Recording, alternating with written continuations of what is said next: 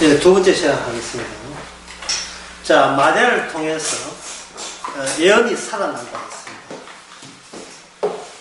마리아가 죽든 말든 그건 관계없고, 마리아는 원래 조용해서 왔다가 조용히 갈 뿐이고, 더는 욕심내면 안 돼요. 마리아가 뭐 예수님 입시했다고 여러 가지 자랑하도 안 되고, 내 구원받았다 그거 자랑해서도 안 되고요. 그냥 마리아는 그냥 조용히 왔다가 갈 뿐이에요.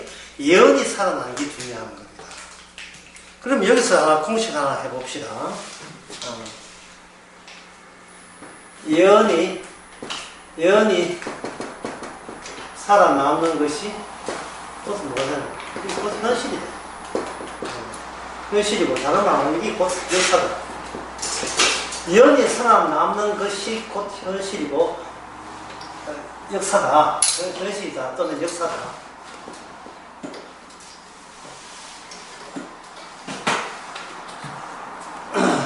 여기에 누가복음 1장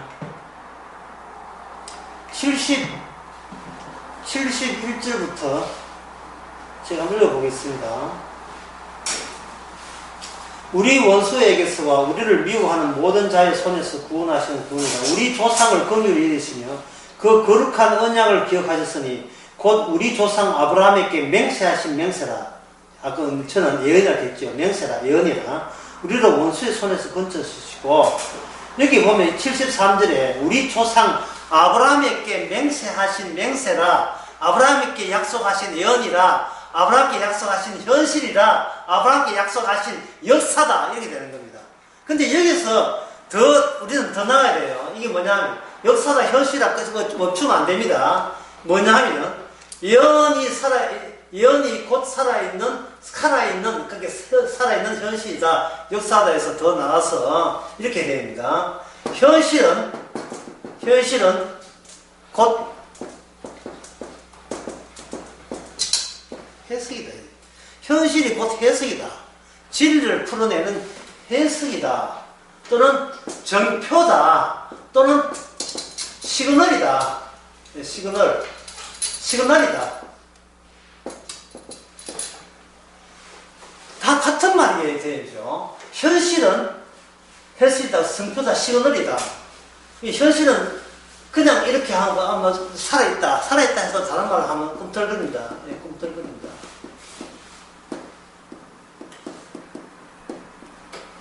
꿈틀거리는 해석이다.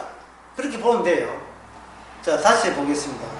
인간은 보잘것없다. 맞아요. 인간은 보잘것없습니다. 예, 보잘것없다. 인간은 거기서 홀로 간다. 맞습니다. 아무것도 아니지. 조용히 와서 조용히 간다. 다 맞는 이야기입니다. 그러나 여기 플러스 뭐가 있어요? 꿈틀거림이 있어요. 꿈틀거림. 요게 중요한 거예요. 보잘것없는 건 맞는데요. 예. 접시가 좋은 접시에 좋은 음식이 좋은 접시 안 되겠지만, 음식은 좋은데 접시 나쁘다고 음식 안 먹는 사람은 별로 없을 거예요. 접시 보고 먹는 거 아니잖아요. 음식 보고 먹듯이. 빈 접시를 하지 맙시다. 저는 로마서 11장에 나오는 안에 그릇이라 할까요?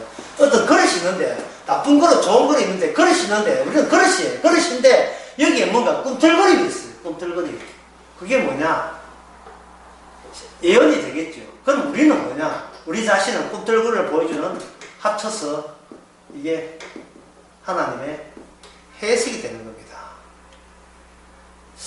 예, 이러한 예가 마태복음 13장, 그건 볼 필요도 없어요. 하도 유명한 13장 나옵니다. 씨가 있고, 그 다음에 밭이 있고, 그 다음에 열매가 맺힌다.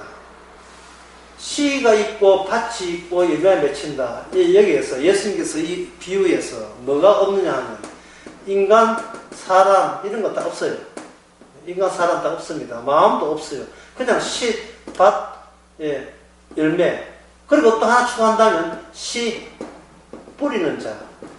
결국은 이 세상에 인간이 현재 72억이거든요. 인구가 77억이 있든 말든 간에 성경에서는 단순하게 해석 구조를 제시합니다. 뭐냐면 씨 뿌린 자가 씨 뿌리면서 자기의 예상, 예측, 곧 예언이죠. 자기 예언대로 씨 뿌려서 열매 맺는 거, 세상은 밭으로 사용하는 거. 끝. 네, 끝이요.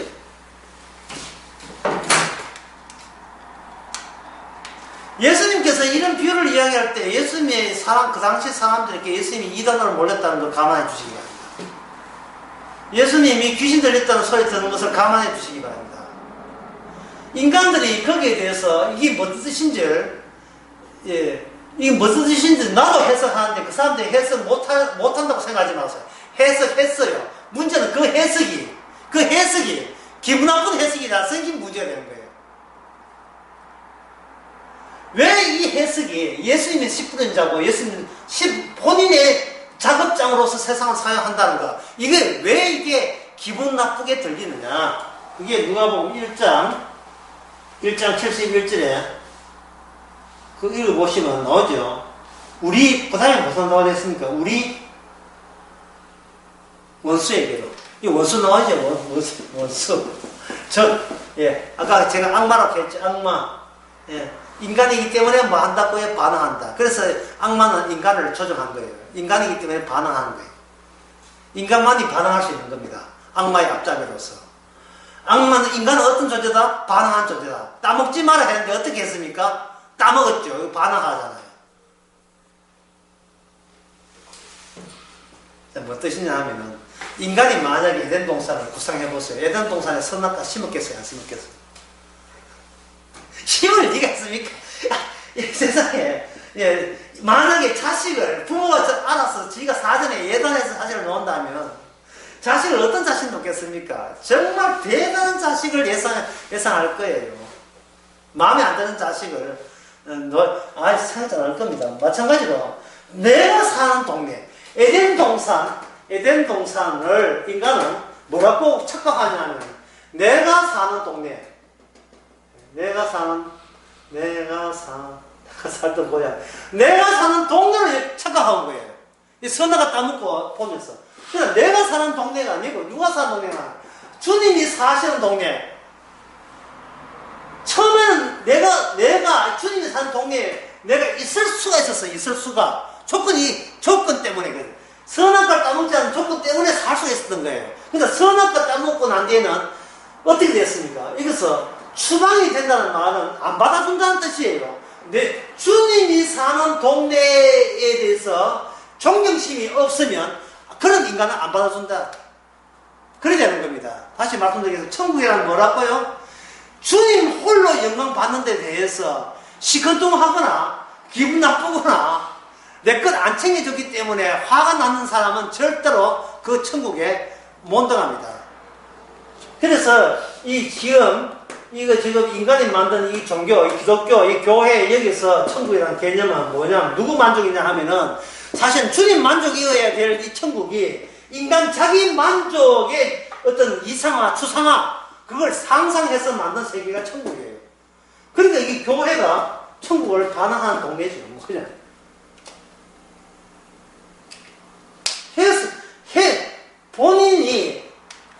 본인이 무엇에 해석이 돼야 되는데, 인간이 무엇에, 누구의 해석이 돼야 될 텐데, 본인이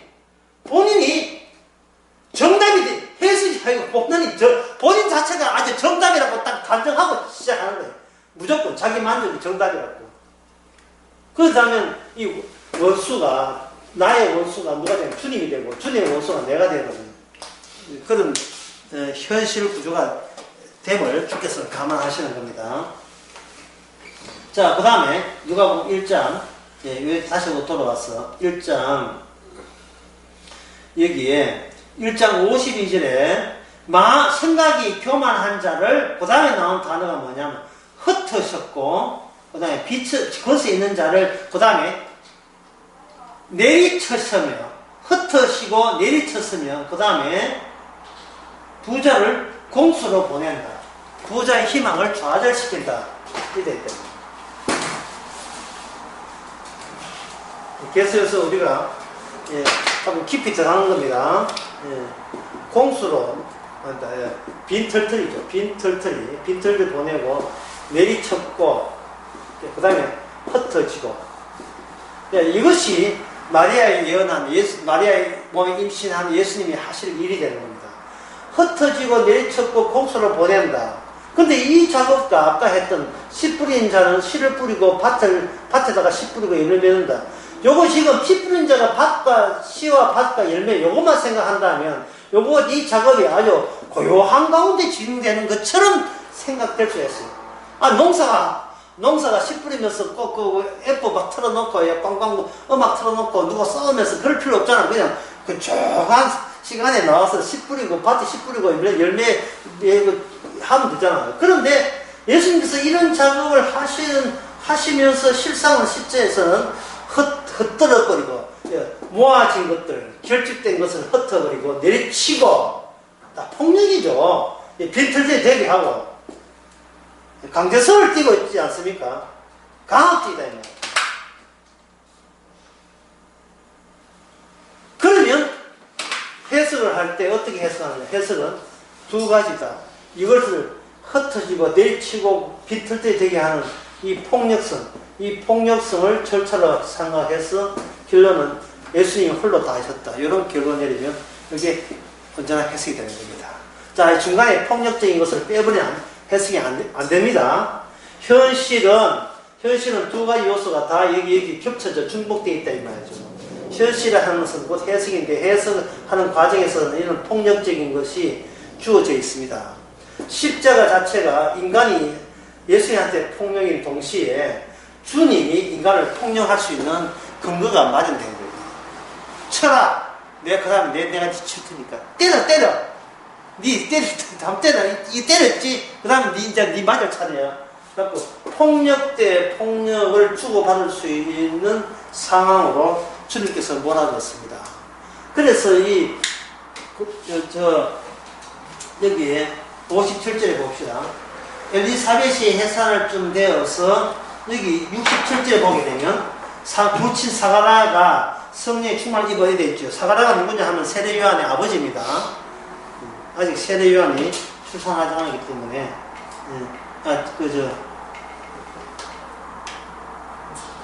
이게 세례 요한이 출산 전이거든요. 출산 전인가? 출산 전이네요.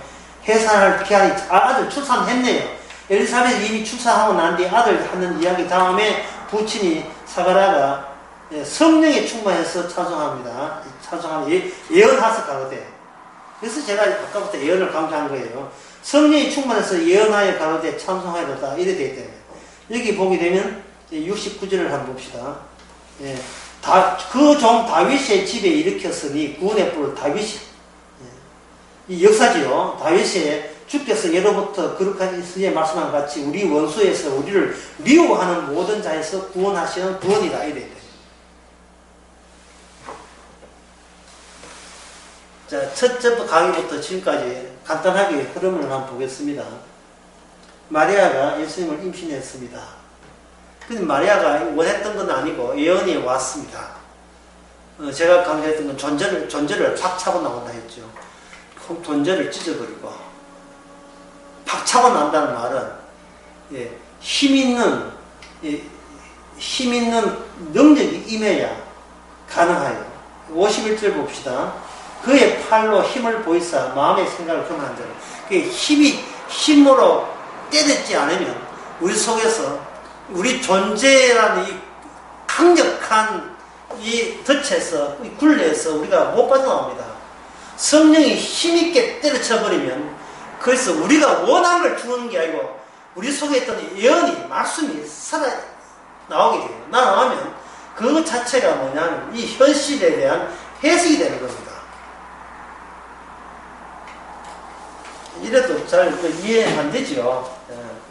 봅시다. 현실에 대해서 인간들 생각의 현실은 인간이 아는 현실은 이거는 논할 이야기 없어. 이야기할 필요 없어요. 왜? 우리가 현실이 곧 현실이기 때문에 역사이기 때문에. 그런데 이 역사에서 해석은 나오면서 인간의 해석이 나오겠죠. 그러나 현실에 강하게 때려버리면 여기서 뭐가 나온다고요? 주님에 대한 해석이 나옵니다. 주님의 예언에 대한 해석이 나옵니다. 그 인간 세계는, 곧 악마의 세계는 그걸 가로막혀서 철저하게 봉쇄했는데 너무 힘이 세가지고 그걸 해석이 나와요. 그렇다면 인간이 가로막는 최고의 힘은 뭐냐? 네 죽음의 힘이죠. 그런데 기쁨이라는 것, 찬양이라는 것은 자기 죽음도 개의치 않고 튀어나와 버리니까 이 예수님의 죽음, 예수님께서 우리의 죽음이란 굴레마저도 뛰쳐넘어서 진정 예언이 예언답게 되었다 라는 사실을 알려주는 찬양과 기쁨이 나오도록 그렇게 우리를 해석으로 사용하신다. 그 이야기를 제가 하고 있습니다. 61절을 보겠습니다. 61절을 보게 되면 이제 아들 세례 요한을 낳았습니다. 그런데 세례 요한이 세상적으로 재산 좀 있었으니까 좀 어떤 점에서 세례 요한이 우대를 받겠어요. 또 우대 받을 요소가 없지요. 심지어 죽을 때는 비참하게 죽지 않습니까? 그 세례 요한이라는 사람이 태어나서 하는데 그 세례 요한은 어떻게 살았습니까? 라고 묻는 것은 예수님의 해석이 세례 요한이니까 세례 요한이 어떻게 살냐 하는 것은 예수님이 앞으로 어떻게 살 것이냐를 세례 요한을 통해서 미리 보여줬다 이렇게 보시면 되는 겁니다. 평행이 이루어지죠. 세례가 일어난 일이 예수께 일어나고 예수께 일어난 일이 사도 베드로에게 일어난 일이 사도 요한, 사도 바울에게 이 사도행전에 보면 자꾸 같은 걸로 되풀이에 반복해서 일어나고 오늘날 성도에게 동일하게 일어나는 거예요. 여기에 62절에 보면 친족 중에 요한이라 저희가 할 때 세례 요한이라 할 것이 하며 저희가 요한을 반대해 친족 중에 그런 이름 한 게 없다. 부친이 형용하여 할 때 이름을 못 살 물으니 저가 말을 못하니까 이름을 그 당시에 그 사가라가 말을 못해요.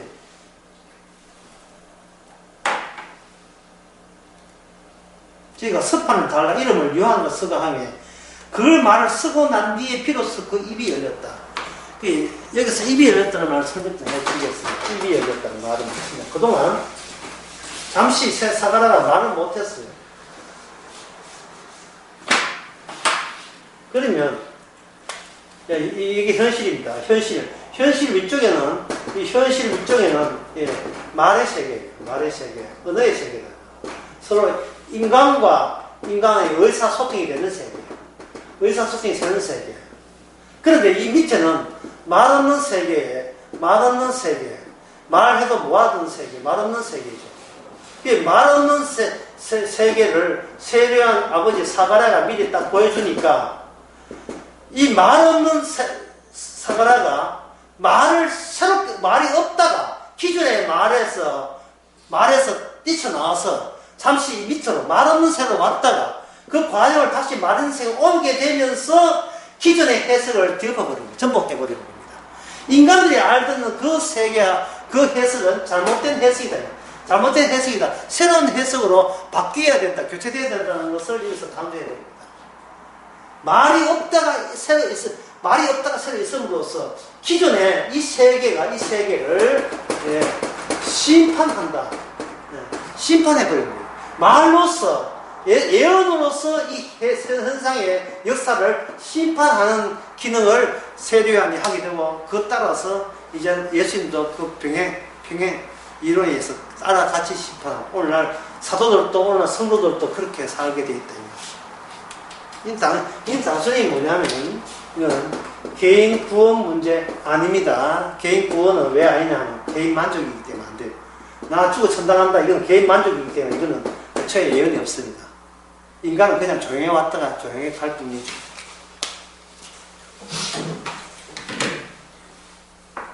입이 열리고 65절에 하나님을 찬송하니 그 건질 사람이 다 두려워하더라. 그리고 66절에 보면 온 유다 산중이 두루 퍼지며 듣는 사람이 다 말을 두면 가라되 그 다음에 말이 재밌어요. 이 아이가 장차 어찌 될고 예상하고 예상하죠. 인간들도 나름대로 예상하고 예상해요. 그걸 좀 설명해 보겠습니다.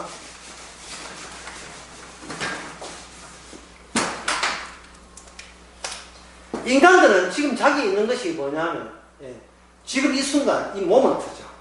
now 지금 현재라 하는 것은 무엇의 축적이냐 하면 과거의 축적이에요. 그 띵틀 있죠. 띵틀 제일 밑편에 뭡니까? 이게 현재라면 그 아래쪽에 뭐가 있어요? 과거가 있죠. 그러면 여기서 띠틀 위쪽을 예상한다. 여기서 이 동문에 접수에 예상한다, 예감한다는 말은 뭐냐? 과거에 왔던 것과 어긋난다는 뜻이에요. 그냥 유지된다는 뜻입니까? 계속 이어져 나가는 거죠. 인간들의 예상과 예상은 항상 이어져 나가는데 이 현재 안에 무슨 의지가 살아있냐 하면 지금껏 과거라는 게 있잖아요. 과거가 이걸 이렇게 스펀지 쫙 쭈르면 스펀지는 물은 빠지고 스펀지가 남잖아요. 압축시키면 뭐냐 하면 이게 남아요. 나는 그동안 살아왔다. 그러면 현재 이거는 뭐냐? 살아왔다. 과거죠. 나는 살아있다. 그러면 미래는 뭐겠습니까? 미래 내용은 뭐겠어요? 미래에 어떤 이야기를 하고, 세례요한이 어떻고, 뭐, 나라가 어떻게 되고, 뭐, 아니, 벚꽃이 언제 피겠느냐, 지겠느냐, 그 하는 이야기의 토대는 뭐겠어요? 이때도 나는 살아남고 싶다. 살아남고. 이 예단이 어디서 끝지니까 예수님께 세례요한은 이게 어디서 박살냅니까? 세례요한의 처참한 죽음. 이건 딴 걸 해야 돼. 세례요한의 처참한 죽음. 예수님의 처참한 죽음. 그 죽음을 사람들은 모르는 거예요.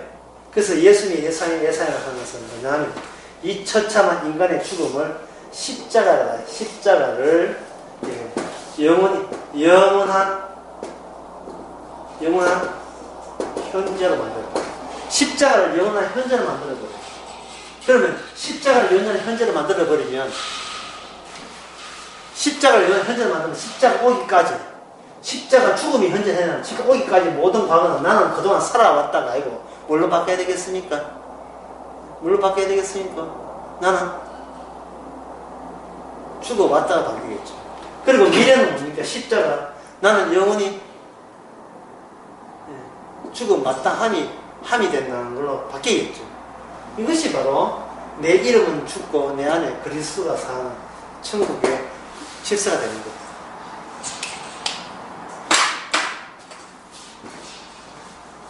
오늘 여러 사람이 있으면 주고받고 해라.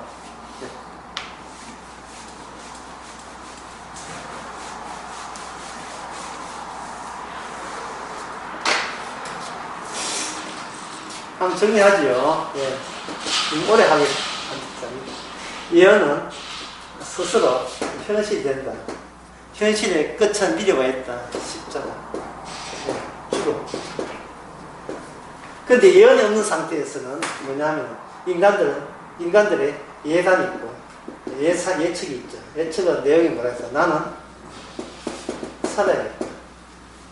살아야겠다. 현실은 살아있다. 십자가 없고 나는 영원히 산다. 예, 이것이 바로 이게 악마의 세계예요. 이게 악마의 세계. 그 살려면 이왕 살려면 어느 상황 안 되겠죠. 힘이 있어야 되겠죠. 그리고 권세, 부자, 권세 이런 것을 사람들이 부러워하죠. 그러나 예수님은 죽기 위해서 이 땅에 죽음으로써 복음을 죽음에서 하는 거예요. 이 죽음을 십자가 복음을 담고 이게 씨를 뿌립니다. 이 씨를 뿌려서 세상의 밭에다가 뭘 열는다? 있지도 않는 열매를 냅니다. 아까는 기억나죠? 예, 여기에 교만 환자, 부자, 권세 맞은편에 아무도 없다는 사실. 아무도 없어요. 그러나 예언이 오게 되면 여기에 이게 실현되죠. 예언에 의해서 새롭게 발생되는 사람들이 여기에 등장하게 되는 겁니다. 그것을 뭘 하느냐? 성령을 통해서 하는 거예요. 그래서 세례요한도 애기 못 낳는데 세례요한 태어났고, 예수님도, 마리아의 자식 예수님도 이 땅에 없는 분인데 오신 거고, 항상 없던 곳에서 새롭게 발생되는 이것이 바로 성부다, 이는.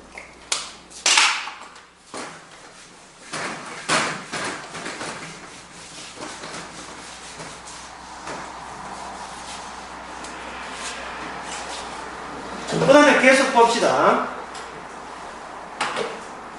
67절에 보겠습니다. 그 붙인 상아라는 성령의 충만함을 입어. 여기에 누가복음 1장 1절에 보면 우리 중에 이루어진 사실에 대해서 처음부터 말씀의 목격자가 되고 일꾼된 자 내려온다. 이렇게 되어 있죠. 지금 보고 계십니까? 보고 있죠? 그러면 사도행전 1장 봅시다. 사도행전 1장에 보게 되면 1장이 뭐냐? 데빌러요. 먼저 성결의 무릇 예수의 행하시 가르치기 시작해서 택하신 자에게 성령을 명하시고 시산다라 기록되어 이렇게 되어 있죠. 이 누가 바로 먼저 성결이 뭐냐? 누가복음이고 나중 성결이 사도행전 되는 거예요.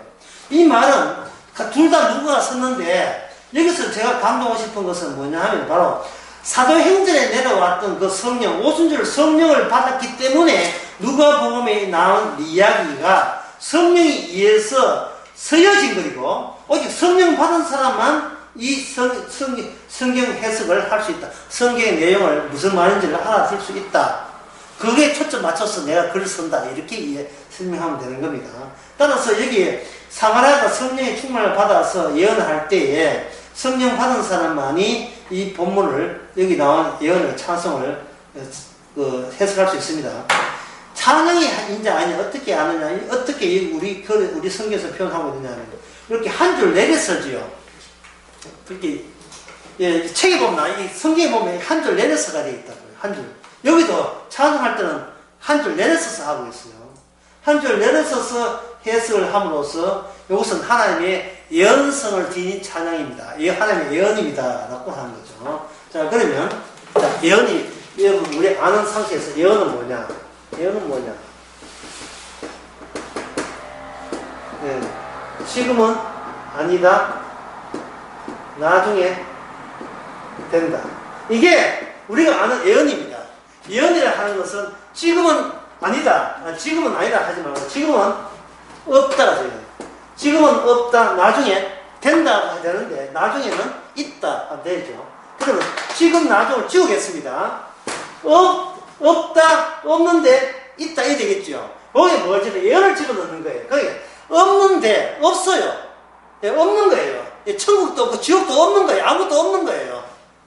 없는데 문제는 없는 게 없어야 되는데 우리 인간들 거기에 종교도 없고 하여튼 뭐 이렇게 그냥 인간들만 살아보는 성령을 안 받은 사람에게는 없는 것은 없는 거예요. 없는 건 없는데 이게 있다 되는 겁니다. 그러니 참 이 성령 받은 사람은 핍박받지 않을 수밖에 없어요. 없는 것은 없고 있는 것은 있다 해야 되는데 없는데 있다고 이야기하니까 지금 당신은 왜 장차 예수님이 재림하셨다고 합니까? 아무래도 재림이 없는데 맞아요. 없어요. 근데 재림한다는 뭐가 있습니까? 약속. 다른 말이에요. 재림한다는 약속이 있으면 이건 있는 거예요? 없는 거예요? 이건 나중에 있는 거예요. 주께서 구름 타고 오신다. 예수님께서 십자가 달릴 때 그런 이야기 했을 때 사람들이 안 믿었거든요.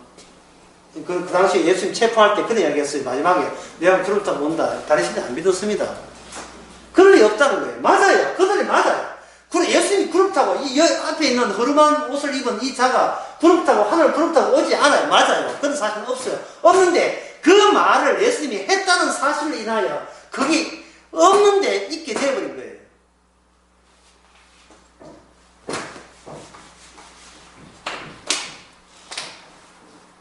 예언보다 중요한 것은 없다. 예언보다 더 중요한 것은 없습니다. 그러면 성도는 앞으로 어떻게 사느냐?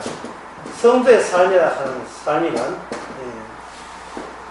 그냥 하나님의 예언의 현실을 발견하는 거예요.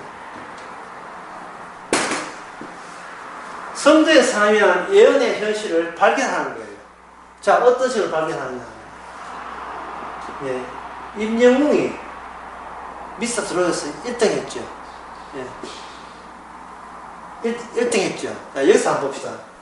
상금이 100만 원이다. 100만 원이다 합시다.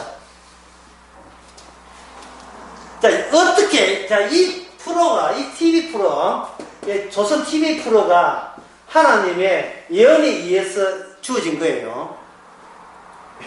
현실이니까. 이거 모르면, 첫 번째 강의 지금 다 까무신 거예요.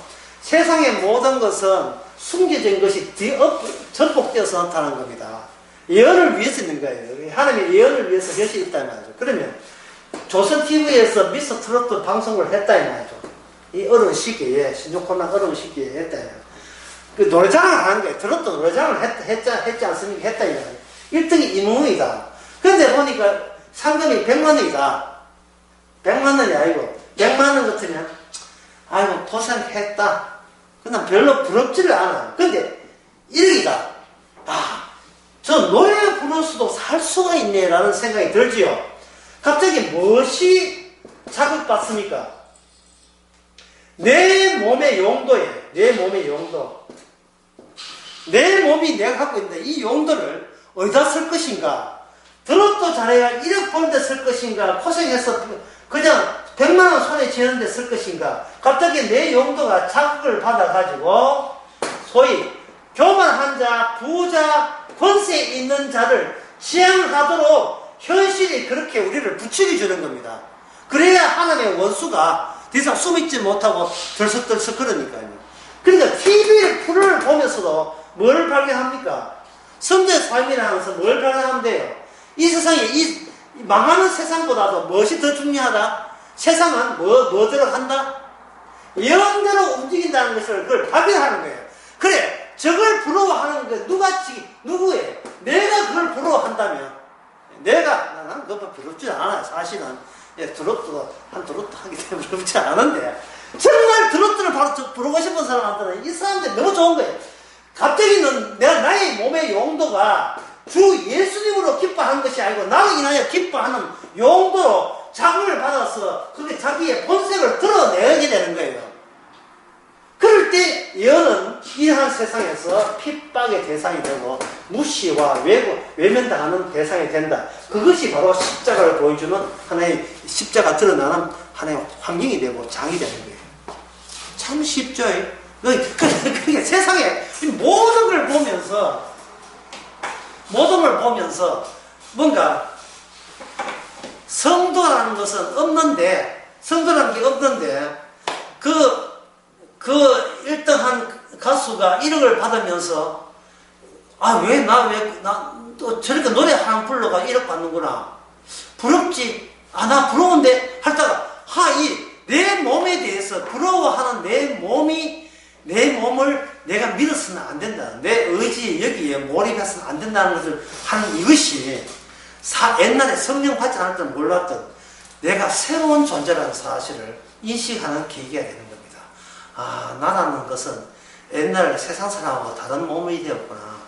저게 분명히 부럽고 맞아. 나도 부러운데 그게 바로 예수의 십자가 지는 계기가 되었음을 연관지어서 생각한다는 것이 그 시대의 세례요한 같은 사람이다. 이게 바로 성령 받은 사람, 세례요한이죠. 세례요한. 그리고 오늘 우리가 성도들도 세례요한보다 더 위대한 세례 선지자다. 이렇게 보시면 되는 겁니다. 그 다음에 보겠습니다. 여기 69절 보겠습니다. 여기 보면 그 구원의 뿔을 그 종 다윗의 집에 있죠. 요거 설명이 필요해요. 요건 꼭 설명이 필요한데 무슨 설명이 필요하냐면 다윗과 다윗의 집이 차이가 나요. 다윗의 집이라 하는 것은 이것은 다윗은 쉽게 말해서 다윗부터 시작하는 다윗 솔로몬 이래 나오는 거예요. 다윗의 집이라 하는 것은 장차 예수님부터 시작해 거꾸로 차고 돌아가는 거예요. 거꾸로 차고 돌아가요. 거꾸로 다윗의 교회.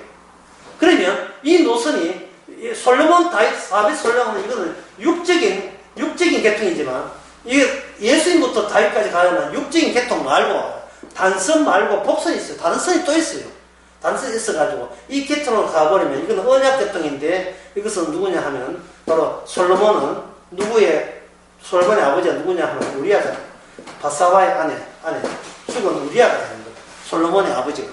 이것은 마태복음 1장 6절 나오죠. 다윗은 우리아의 아내였어요. 다윗은 남자죠. 그 다음에 바세바가 나오고 다윗은 우리아의 아내에게서 이 된 겁니다. 그러니까 더 쉽게 생겼어. 이 진주는 이은호에서 이명웅의 안에 계속 있잖아. 이게 또 이명웅이랑 이가 똑같은 거예요. 남편이 둘 돼버린 거예요. 남편이 아버지가 둘 돼버린 거예요. 솔로몬의 아버지가 둘 동자 어느 게 진짜냐 이 말입니다. 다윗은 조용히 왔다가 그냥 조용히 사라지는 거예요.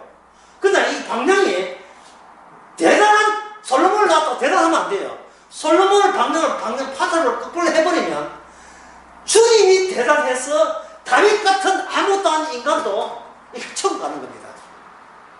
그게 해석이에요. 이게 언약적 해석, 성령의 해석입니다. 예언의 해석이에요. 거꾸로 보면 예수님부터 시작해서 거꾸로 보는 거예요. 내가 예수 믿어야지가 아니라 주님이요. 왜 주님께서 저를 믿게 하셨습니까? 고맙습니다. 이렇게 되는 거예요. 내가 믿어서 믿은 게 아니라 주께서 주님을 드러내기 위해서 있지도 않는 나를 태어나게 하셨고 어느 날 믿게 하시고 성령 보내서 믿게 하신 거예요. 이 방향을 반대로 가져가시면 되는 겁니다. 이게 다윗과 다윗의 집이에요. 다윗의 집의 모든 목표는 바로 예수님이십니다. 예수님이 다윗의 집이에요. 다윗의 집을 다른 부자가 하면 이걸 가지고 뭐라고 하면 성전이라고 합니다. 다윗의 집은 혈육 계통이지만 혈육 이상의 초과되는 혈육. 다윗은 그냥 혈육이고 다윗은 그냥 죄인이죠. 하지만 죄인을 의인되게 하는 것은 다윗의 집 안에서는 다윗도 의인되는 겁니다. 다윗의 집에 속하는 거죠. 마치 아브라함이 이삭을 낳은 게 아니고 이삭이 아브라함을 아브라함 되게 하신 거예요. 이삭이 없는 이삭이 없어야 되는데 생긴 이삭이 아브라함을 아브라함으로 바꾼 겁니다. 모든 것이 이렇게 거꾸로 되는 거예요. 그 다음에 72절 보겠습니다. 우리 조상을 긍휼히 여기시며 그 거룩한 언약을 기억하셨으니 라고 되어 있는데 이 조상, 구원받은 조상은 없습니다. 나중에 예수님 오셔야 구원받아요. 이게 요한복음 8장에 나오죠. 아브라함이 예수님 보기를 기다렸다가 예수님 보고 난 뒤에는 기뻐했다. 이게 그렇게 바리새인 하는 말이 당신이 어떻게 나이 50도 안 됐는데 어떻게 아브라함을 보았느냐 할 때 예수님 하신 말씀이 아브라함이 있을 때 내가 있었느니라. 이거는 이만희보다 더한 사람입니다. 아브라함이 이수시 있을 때 내가 있었느니라 똑같은 거거든요. 참 이 성경이 엄청나요. 응? 착하게 살자 이거 하고 성경이 그거 아무 상관없습니다. 예수님 하나님 믿고 바르게 살면 세상 한다 그거 하고 아무 상관도 없어요. 요한복음 8장 56절에 너희 조상 아브라함은 나의 뿔들을 즐거워하다가 보고 기뻐했는데 유대인들이 그러는데 네가 아직 50도 못 됐는데 아브라함을 보았는데 아브라함이 나한테 70을 너희에게 이르노니 아브라함이 나기 전부터 내가 있다. 아브라함이 나기 전부터 내가 있다. 예수님이 했다 하니까 뭐 욕 안 먹지만 내가 했다 하면 욕 되게 얻어먹는 거예요.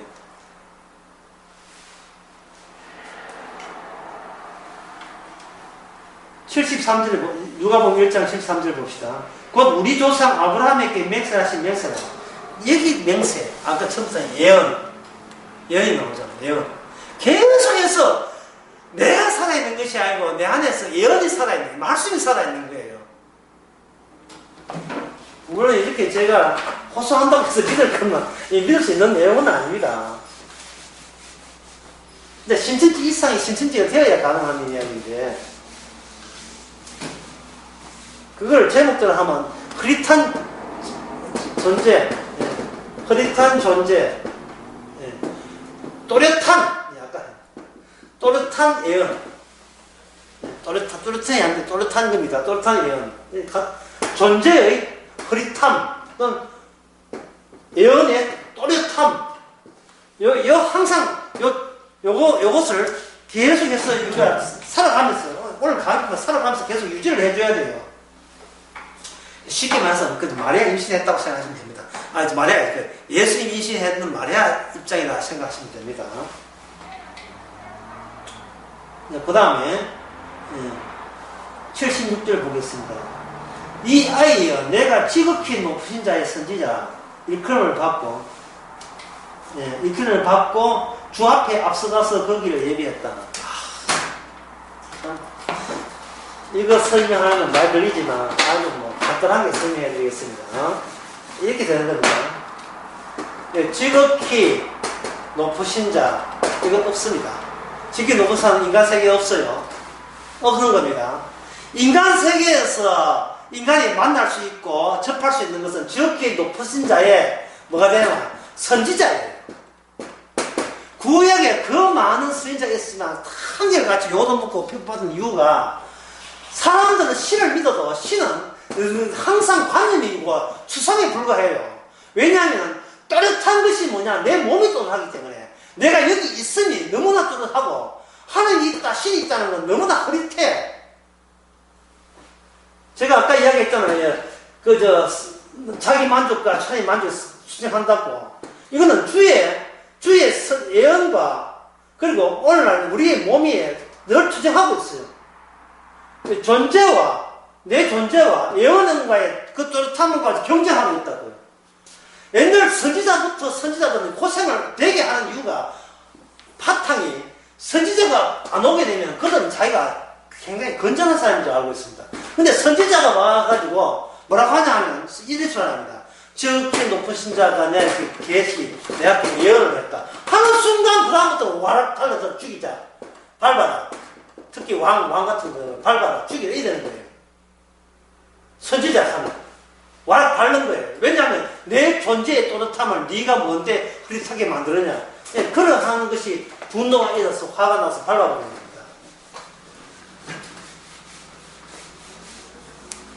그래서 이 짧은 본문이지만 이렇게 짧은 본문이지만 깊은 내용이 있어요. 다시 한번 저렇게 높으신 자 이건 없는 겁니다. 다시 설명해서 지금 없는 거예요. 없고 현장에 나타난 것은 선지자예요.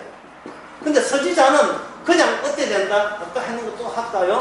선지자는 하나님의 원수 같은 세상에 속에서 그냥 폭력적인 은사를 사용할 수밖에 없습니다. 예.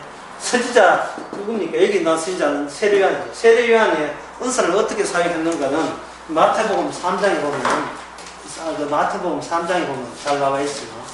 얼마나 욕제인 줄 알 수 있죠. 3장에 7절에 보게 되면 이 독사의 새끼들아, 자식들아 되는데 순화한 거예요. 독사의 자식들아. 그 다음에 쉬지 마세요. 지옥 가거라. 똑같은 거. 너는 지옥 가 오지마. 여기 오지마. 니 그냥 지옥 그냥 가. 니가 어디 저주를 표하려고 와. 임박한 저주를. 니가 뭐 아브라함 자손이다. 돌도 아브라함 자손 될 거다. 예? 도끼가 너희한테 적절하다. 도끼가. 예, 이거 또 세례한 또 조폭 같아. 도끼 들어서 치니까.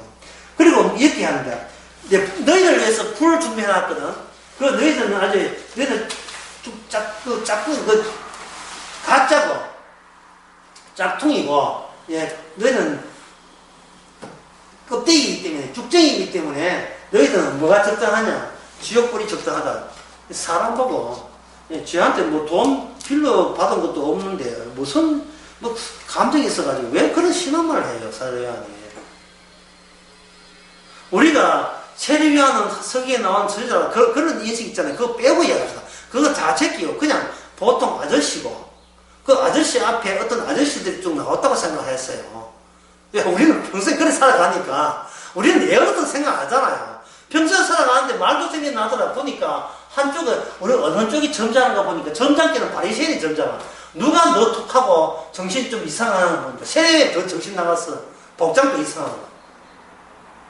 이거는 욕을 안 먹을래요. 욕을 안 먹을 수가 없어요. 이 선지자는. 근데 뭐라 합니까? 선지자가 그렇게 독하고 악하게 보이고 나쁜 남자처럼 보이지만 뒤에 오신 분 더 하다는 거예요. 근데 이 세례 요한은 선지자인데 뒤에 오시는 분을 드러내기 위해서 먼저 길을 예비하는 사람이다. 이렇게 보는 거죠.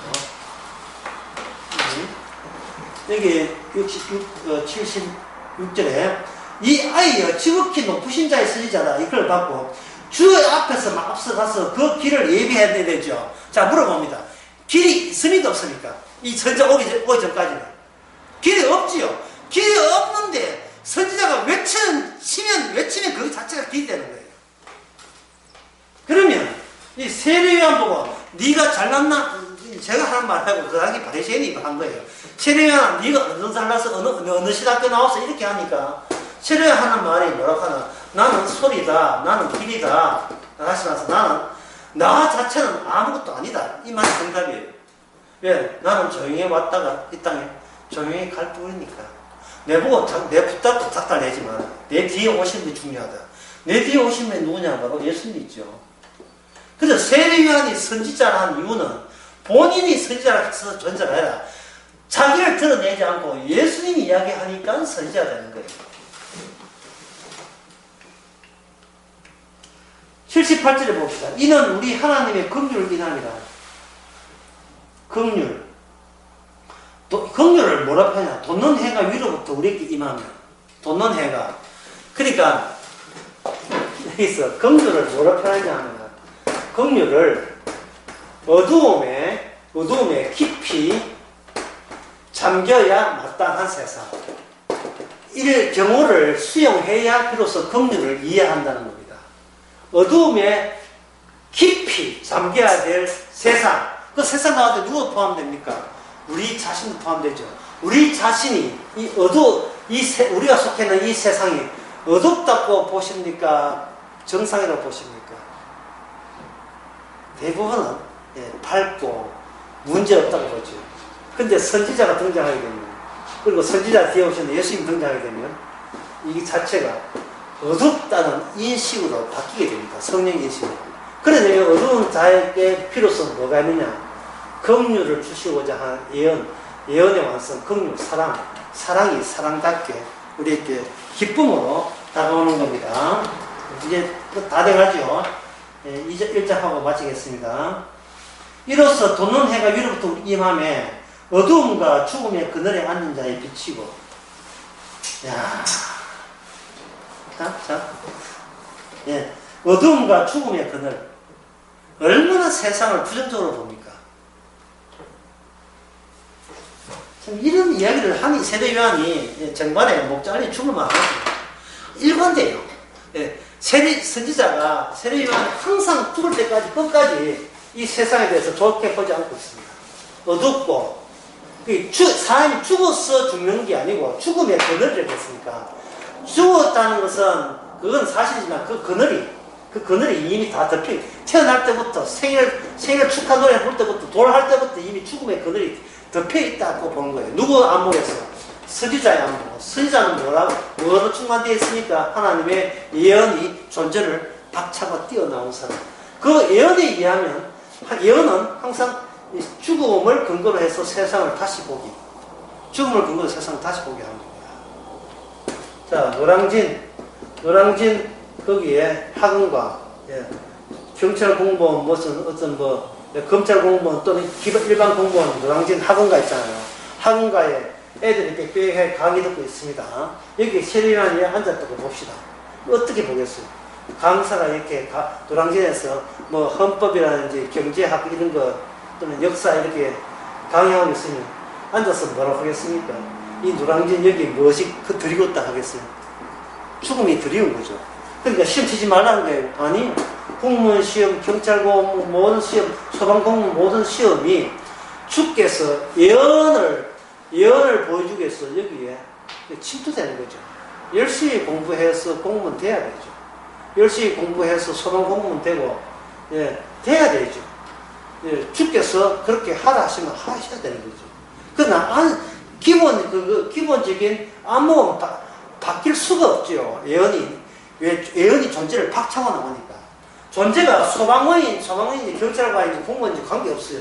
어쨌든 이 존재잖아요. 이 존재를 박차고 어느 자리에 있든 이 소방 공무원 국장이 되든 경찰국장이 되든 항상 그거는 뭐냐 하면 바로 하나님의 예언이 존재를 박차고 나와야 된다는 현상이 그 다음에 80절 성령이 강화해지면서 계속 일어나는 겁니다.